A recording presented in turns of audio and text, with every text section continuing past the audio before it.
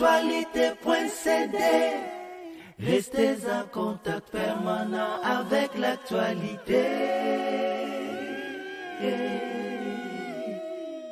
Bonjour Madame Douce Nyamwezi. Bonjour. Le festival Amani est connu pour avoir un nombre de bénévoles très élevé. Pourquoi est-il important de faire du bénévolat dans une activité comme celle-ci? C'est la première expérience au niveau du Sud Kivu où on organise un événement qui réunit plus de 400 bénévoles par jour dans les différentes commissions, que ce soit la sécurité, que ce soit la restauration, la gestion des artistes, la programmation, la communication.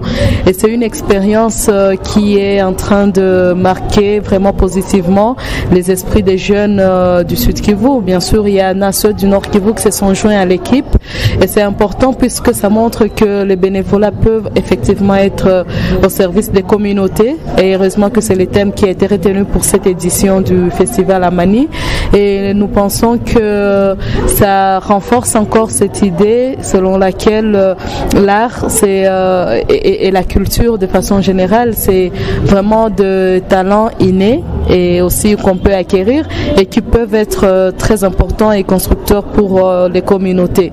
On a vu beaucoup de jeunes réfléchir à 2-3 fois avant de s'engager en politique, avant de s'engager dans l'armée, dans la police, mais on les a vus se mobiliser de façon vraiment unanime, de façon vraiment volontariste pour juste venir servir pour la tenue et la réussite de ce festival Amani. Y a-t-il une quelconque satisfaction à être bénévole quand on sait qu'on fait un travail où on n'a pas un salaire?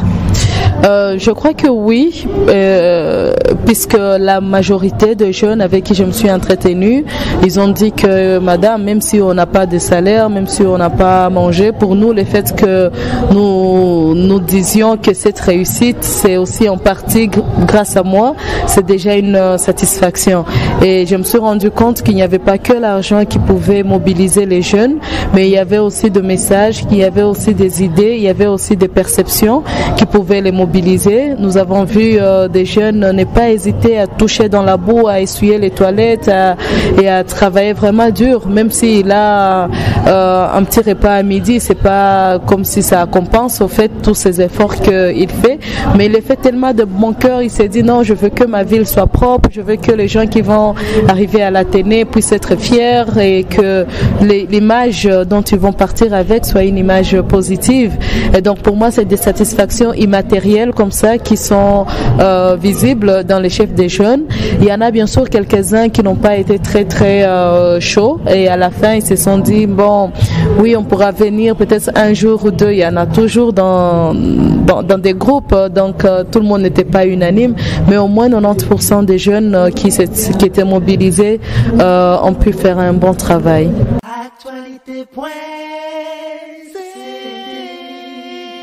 Et ces bénévoles, ces jeunes, comment les avez-vous sélectionnés? Est-ce que c'est vous qui les avez approchés ou bien c'est eux qui sont venus à vous?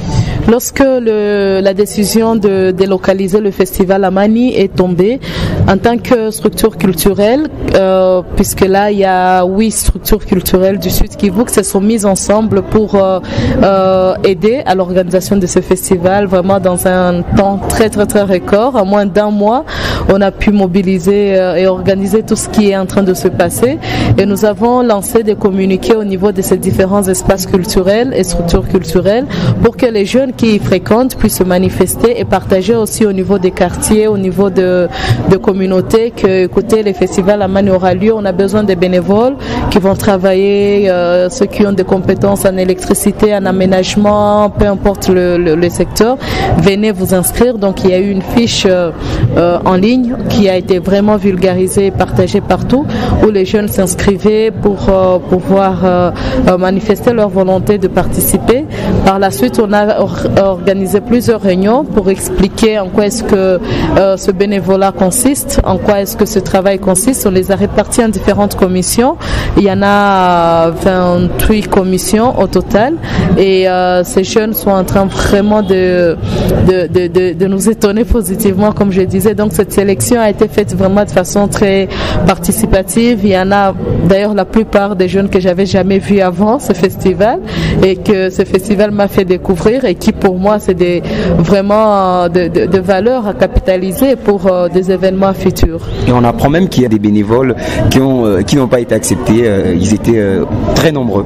Exactement, puisque au final on a dû limiter le nombre même de bénévoles puisque on ne pouvait pas prendre tout le monde. Il y avait qui avait manifesté l'intention de participer, mais dans la commission où on pensait l'affecter, il n'y avait pas vraiment le besoin d'en avoir plus et c'était vraiment avec regret qu'on devait le leur signifier. Ils étaient vraiment déçus, ils étaient très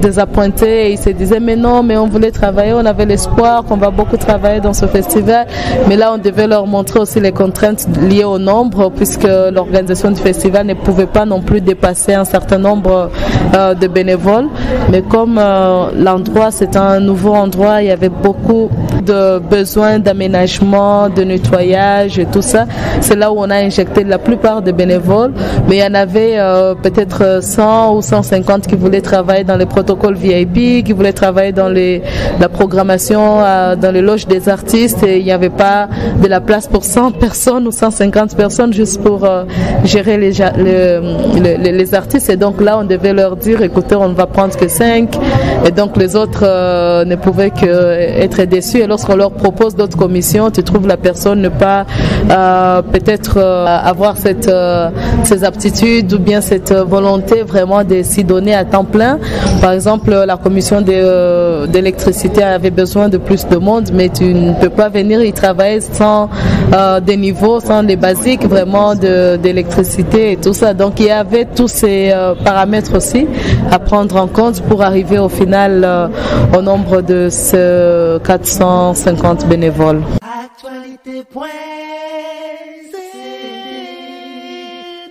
Et est-ce que dans d'autres affaires de la vie, ici à Bukavu, dans d'autres activités, il y a autant d'engouement pour faire du bénévolat?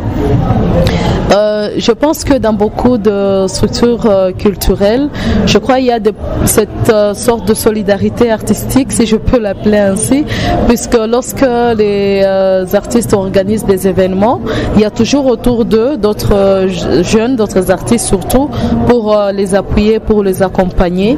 Mais il n'y avait pas encore eu un événement qui pouvait réunir plus de 5000 personnes comme on le voit aujourd'hui à Bukavu. C'était des spectacles parfois vraiment grandioses mais qui ne dépassaient pas forcément 2000 personnes et que le besoin d'avoir autant de bénévoles ne se manifestait pas. Il y a aussi à côté de ça le fait qu'il y a des organisations qui se spécialisent dans l'événementiel et qui dans leur façon de faire essayent d'apporter cette aide protocolaire organisationnelle lorsqu'il y a des événements qui s'organisent dans les villes ou bien dans la ville de Bukavu.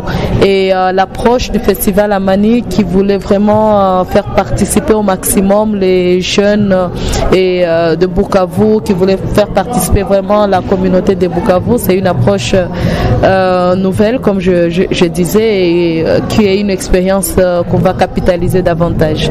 Le thème de cette 9e édition, c'est bénévolat au service de la communauté. Qu'est-ce que ça représente pour tous ces jeunes qui sont dévoués à participer?